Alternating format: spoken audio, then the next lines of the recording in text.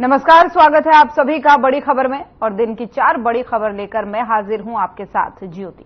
पहली खबर करनाल से है, जहां 75वें राज्य स्तरीय वन महोत्सव में सीएम सैनी ने ऑक्सी वन में पौधारोपण किया है।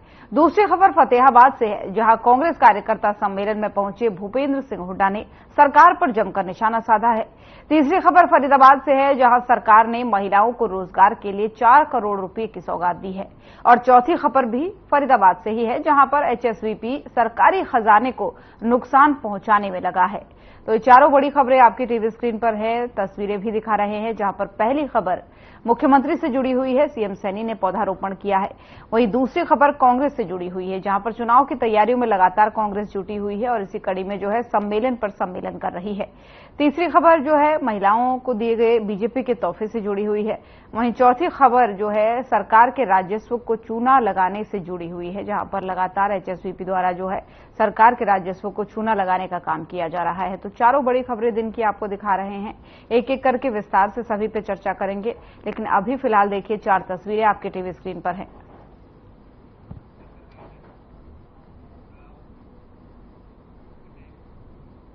और शुरुआत करेंगे पहली खबर के साथ। करनाल में 75वें राज्य स्तरीय वन महोत्सव का आयोजन किया गया, जिसमें मुख्यमंत्री नायब सिंह सैनी ने बतौर मुख्य अतिथि शिरकत की है। इस मौके पर सीएम ने ऑक्सी वन में पौधारोपण किया और त्रिवेणी लगाकर के सभी को पर्यावरण का संदेश दिया। आज जो 2 बड़ी परियोजनाओं का हमने आज शुभारंभ किया है। एक बड़ी योजना है कि लगभग 50,000 के करीब वन मित्र जो पौधा लगाएंगे, अपने आप खड्डा खोद करके उसका संरक्षण करेंगे। हर पौधे पर वन मित्र को 20 रुपया सरकार की तरफ से दिया जाएगा। इसी प्रकार से एक दूसरी बड़ी योजना जो 5 जून को आदरणीय नरेंद्र मोदी जी ने जिसका शुभारंभ किया था, एक पेड़ मां के नाम, हरियाणा में आज हमने उसका भी शुभारंभ किया है। जो भी व्यक्ति अपने आप जो भी पौधा लगाएगा, पौधा लगा करके उसका संरक्षण हमारे जो वन मित्र हैं उसके हैंड ओवर करेगा, वो उसका संरक्षण करेगा। प्रति पौधा उसको भी 10 रुपया देने का काम ये हमारी सरकार करेगी। और आज मेरे लिए बड़े गर्व की बात है कि 2021 में जब कोरोना का संकट पूरे विश्व के ऊपर था, ऑक्सीजन की बड़ी कमी आई थी, आदरणीय मनोहर लाल जी ने तब ये निर्णय किया था कि हरियाणा के अंदर हम ऑक्सीवन वो लगाएंगे। ये 2021 में करनाल में इस ऑक्सीवन का शिलान्यास मनोहर लाल जी ने किया था। आज मेरा सौभाग्य कि आज उसका उद्घाटन करने का भी अवसर मिला है।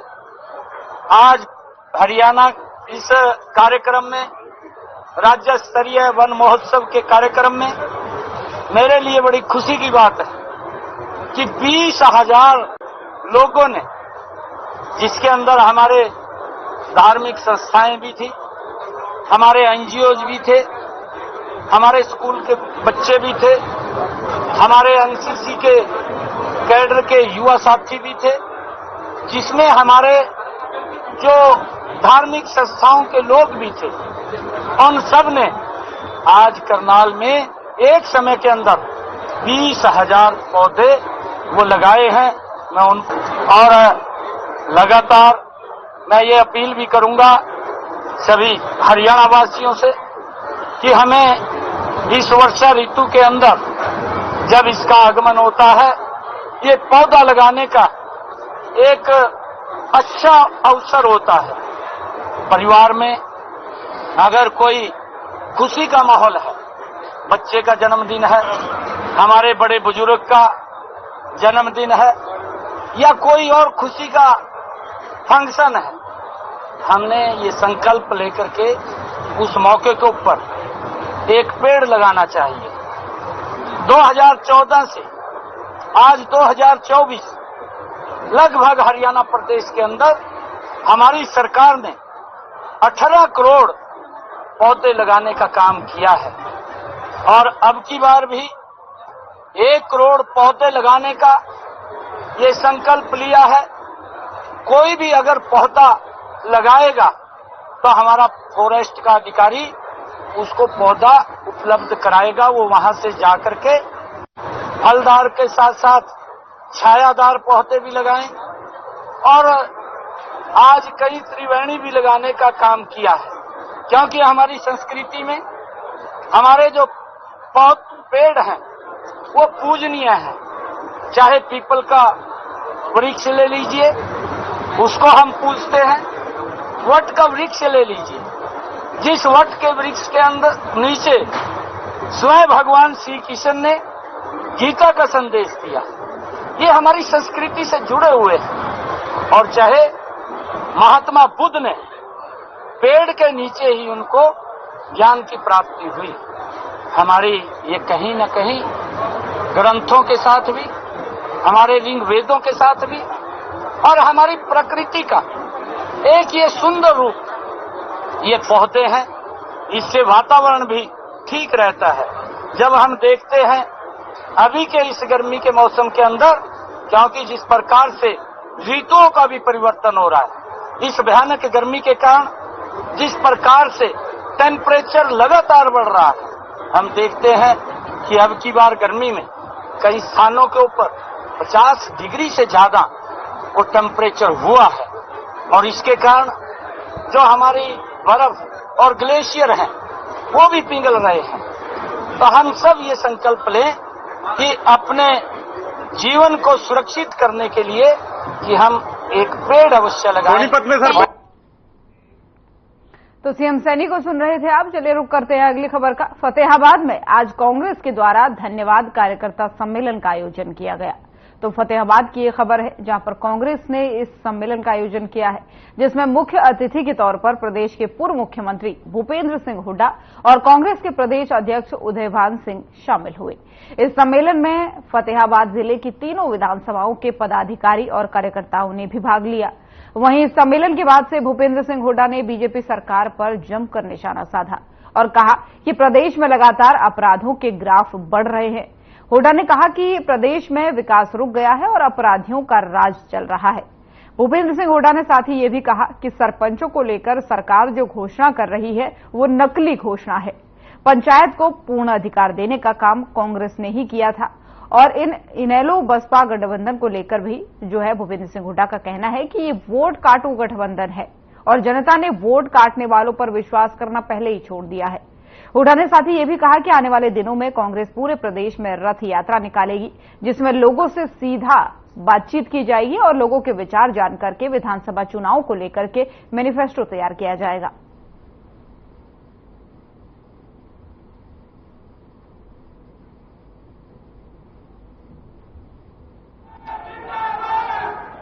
देखो, वो तो लोकसभा का जो चुनाव हुआ है उससे साफ इच्छा जाहिर लोगों ने कर दी कि मुकाबला कांग्रेस और बीजेपी का है, वोट काटों का कोई स्थान नहीं है। देख लो आप लोकसभा के नतीजे देख लो। लगातार क्राइम बढ़ रहे थी प्रदेश में, लगातार हत्याएं हो रही है। बिल्कुल बड़ी चिंताजनक बात है। ये सरकार की विफलता है और मैंने इसे कहा पहले 2004 में भी ऐसी परिस्थिति थी हरियाणा में, लेकिन 2005 में कांग्रेस की सरकार बनने के बाद जब जो है अपराधी भाग गए थे और विकास हुआ था हरियाणा का। अब विकास भी ठप है और अपराधियों का राजा ऐसा प्रतीत होता है हरियाणा में सरकार ही नहीं है। सैनी साहब को थोड़ी सलाह दे दीजिए, सैनी साहब को थोड़ी सलाह दीजिए जी, नायब सैनी जी को थोड़ी सलाह दे दीजिए। क्या बताऊँ आपके कार्यकाल में जो आपने किया था, तो बात सुनो, जब ये विफल सरकार होती है उसको सलाह देना ना देना कोई मायने नहीं रखता।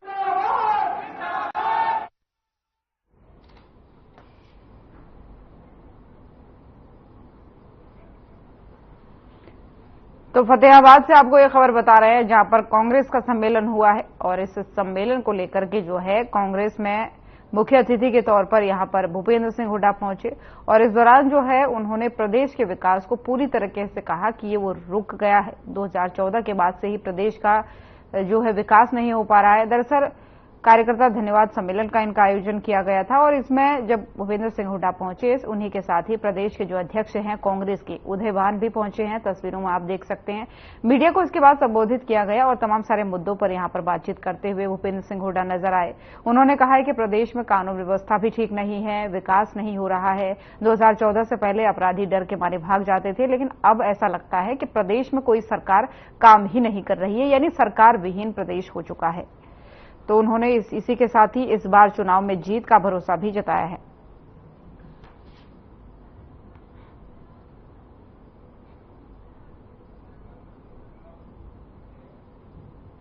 और सहकारी समिति हरियाणा ने केंद्र सरकार की स्कीम के तहत जो है महिलाओं को रोजगार के 4 करोड़ दिए हैं।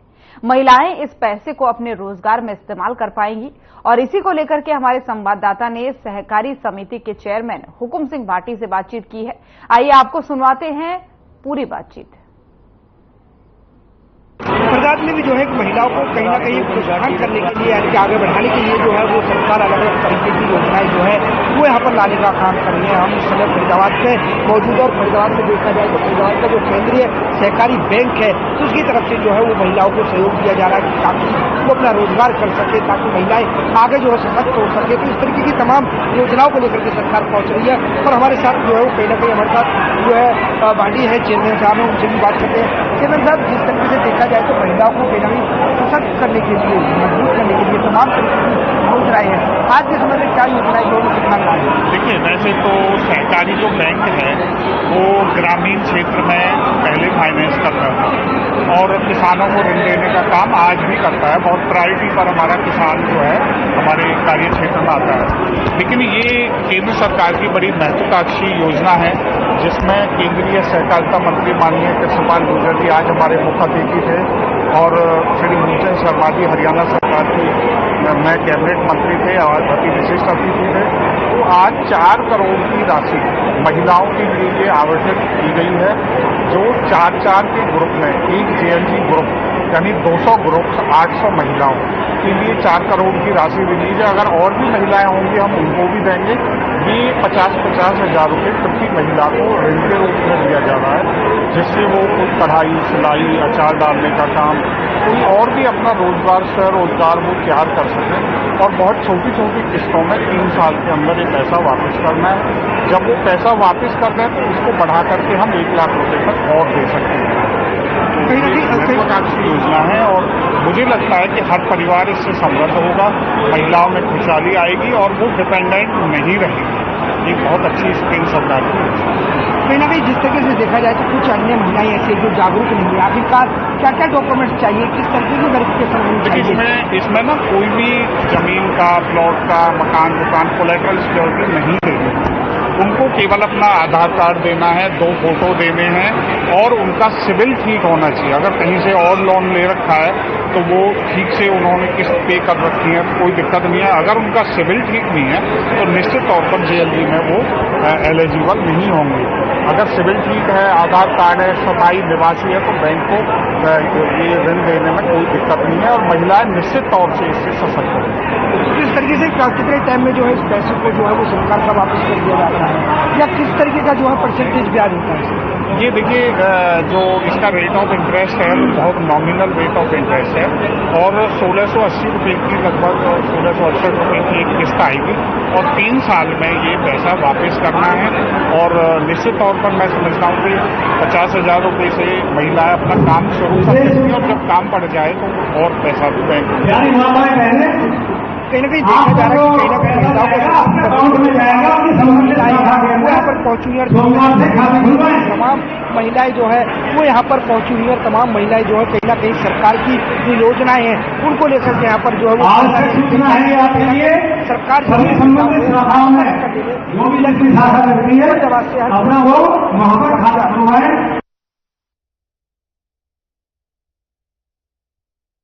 फरीदाबाद से आपको ये खबर बता रहे थे जहां पर महिलाओं के चेहरे कहीं ना कहीं खिले नजर आ रहे हैं, क्योंकि रोजगार के लिए 4 करोड़ देने का ऐलान जो है सरकार कर चुकी है और किस तरीके से ये पैसा बांटा जाएगा इस पर भी हम चर्चा करेंगे। लेकिन उससे पहले देखिए, क्योंकि हमारे संवाददाता ने बातचीत की थी हुकुम सिंह भाटी से, उन्होंने भी बताया कि किस तरीके से सरकार की जो योजना है वो महिलाओं को स्वरोजगार से जोड़ने की है, उनके खुद के काम से जोड़ने की है।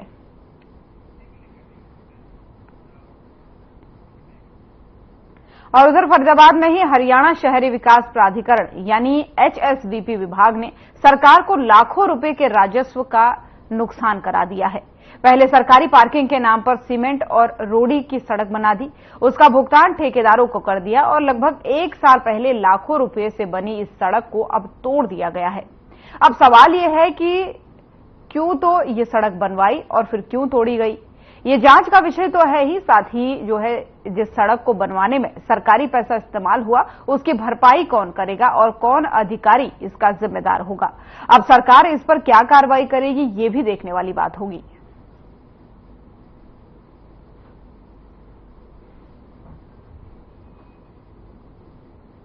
सेक्टर 12 जो है ना, ये इंस्टीट्यूशनल सेक्टर है, कमर्शियल कम इंस्टीट्यूशनल। इसमें कुछ पोर्शन पार्शियल डेवलपमेंट पहले हुई थी कई साल पहले, करीबन 20 साल पहले, और बचे हुए पोर्शन को अब ऑक्शन किया था। और जिस पोर्शन का ऑक्शन हुआ है उनमें अलॉटीज के सामने सुविधाएं देना HSVP का मैंडेट है और उसी के तहत उसमें रोड और पार्किंग बनाए जा रहे हैं। अब आपके द्वारा मेरे संज्ञान में यह आया है कि कुछ पार्किंग का पोर्शन और कुछ रोड का पोर्शन किसी अलॉटी ने तोड़ा है। अब ऐसा क्यों तोड़ा है, मैं जो कंसर्न एक्सीन है उनसे बात करूंगा इस बारे में, और जो कंसर्न जेई है उनसे रिपोर्ट ली जाएगी, फिर मैं आपको बता पाऊंगा।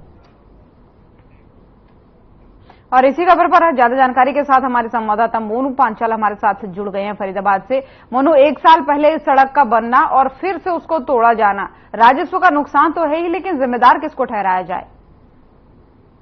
देखिए, सबसे पहले अगर जिम्मेदारी की बात की जाए तो जिम्मेदार जो है वो कहीं ना कहीं आला अधिकारियों को जो है वो जिम्मेदार माना जाता है, क्योंकि जिस तरीके से देखा जाए तो लगातार जो है सरकार जो है कहीं ना कहीं विकास कार्यों के लिए, तमाम सड़कों नालों के लिए पैसा जो है वो देती है। लेकिन जिस तरीके से देखा जाए तो कहीं ना कहीं अब जो है वो कहीं ना कहीं फरीदाबाद में जो है वो HSVP की सबसे बड़ी लापरवाही यहाँ पर अधिकारियों की देखी गई। कहा तो 1 साल पहले जो है सड़क बना दी गई, सड़क के नाम को बनाने के बाद उन ठेकेदारों की जो है वो पेमेंट कर दी गई और उसके बाद जो है फिर जो है वो सड़क तोड़ने का काम शुरू कर दिया। तो कहीं ना कहीं जिस तरीके से देखा जाए तो कहीं पार्किंग के नाम पर, तो कहीं ग्रीन बेल्ट के नाम पर, तो कहीं जो है पूरा रोड बनाने को लेकर के तमाम तरीके से जो वो फरीदाबाद के अंदर कहीं ना कहीं सबसे बड़ा गोलमाल होता हुआ नजर आ रहा है। वही बात की जाए तो जिस तरीके से कुछ समय पहले जो है वो 200 करोड़ का भी घोटाला जो है वो नगर निगम की तरफ से फरीदाबाद में किया गया, और इसी तरीके से अब देखा जाए तो HSVP की तरफ से भी जो है यहाँ पर भी एक जो है करोड़ों रुपए का जो है वो घोटाला तो होता हुआ नजर आ रहा है। तो तमाम तरीके से देखा जाए तो सरकार तमाम तरीके से कहीं ना कहीं भ्रष्ट पर जो है वो लगाम लगाने की कोशिश करती है। साथ ही साथ जिस तरीके से देखा जाए तो फरीदाबाद में विकास के नाम को जो है वो बढ़ावा देने का काम करती है, लेकिन कहीं ना कहीं अधिकारियों की लापरवाही के चलते ये बड़े जो है देखा जाए तो 2 नंबर के काम किए जाते जाए। जिस तरीके से देखा जाए तो 1 साल पहले सड़क बनाई और उसके बाद में दोबारा तोड़ दी गई, तो कहीं ना कहीं सबसे बड़ी लापरवाही यहाँ पर अधिकारियों की मानी जा रही है। जी बिल्कुल मोनू, लापरवाही तो इसको कहेंगे, लेकिन ये कारण क्या बता रहे हैं 1 साल में सड़क तोड़ने का? कुछ कारण निकल करके सामने आ रहा है?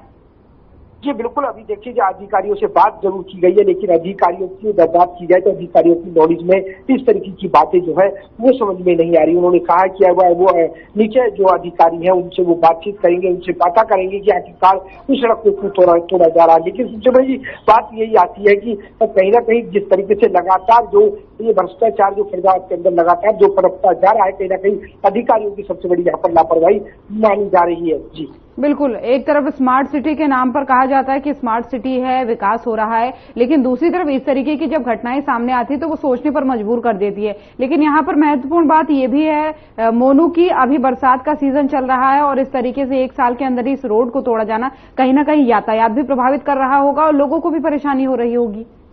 जी बिल्कुल, देखिए अगर फरीदाबाद की बात की जाए तो पूरे फरीदाबाद में कहीं ना कहीं कई जगह जो है वो सेक्टरों में सड़कें जो है वो टूटी हुई है।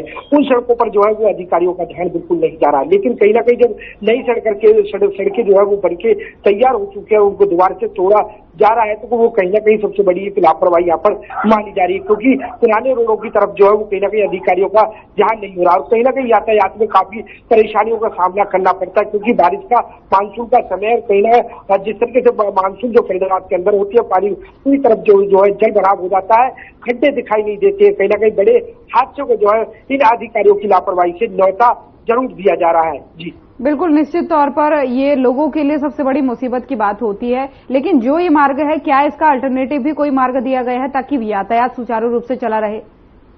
जी बिल्कुल, कहीं अभी तक बात की जाए तो जिस तरीके से आला अधिकारियों की नॉलेज में, जब हमने आला अधिकारियों से बात की गई तो उन्होंने अभी किसी तरीके की जो सड़क तोड़ने की बात को लेकर के जब उनसे सवाल जवाब पूछा गया तो वो उन्होंने बिल्कुल कहा कि उनकी नॉलेज में नहीं है। लेकिन जब उच्च अधिकारियों की नॉलेज में नहीं है तो कहीं ना कहीं यातायात को आखिरकार मेंटेन कौन करेगा, कौन रूट उनको बताएगा, किस तरीके के रूट बदले जाएंगे, आखिर अभी तक जो है इस तरीके के जो प्लान है वो यहाँ पर नहीं किए गए। अभी यातायात पूरी तरीके से उस टूटे रोड से निकलते हुए जनता साफ तौर से देखी जा सकती है। तो कहीं ना कहीं इस तरीके की लापरवाही जो है अधिकारियों के चलते जो है तो जनता को खामियाजा भुगतना पड़ता है।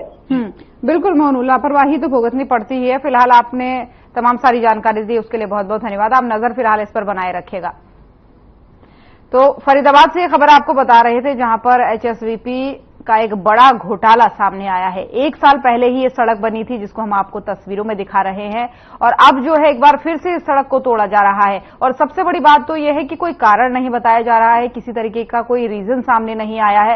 लेकिन बावजूद इसके बरसात का सीजन चल रहा है, लोगों को यातायात में दिक्कत हो रही है, आम लोगों को भी इस रास्ते में गुजरने में दिक्कत हो रही है। लेकिन बिना किसी कारण बताए इस सड़क को एक बार फिर से तोड़ा जा रहा है, खोदा जा रहा है, और खोद करके इस तरीके से बरसात के सीजन में छोड़ दिया गया है, जो कहीं ना कहीं बड़ी घटनाओं को निमंत्रण देने जैसा भी है। इसमें हादसे भी हो सकते हैं, इस तरीके से सड़क को तोड़ा जाना। और जब मात्र 1 साल ही इस सड़क को बना हुआ है, और अब जो है किसी भी तरीके का कारण भी नहीं सामने आ रहा है कि क्यों इस सड़क को तोड़ा जा रहा है, क्या दोबारा से ये सड़क बनेगी या फिर क्या सोचा जा रहा है, पहले कोई कमी थी, या इस तरीके का कोई भी रीजन अभी सामने निकल करके नहीं आ रहा है।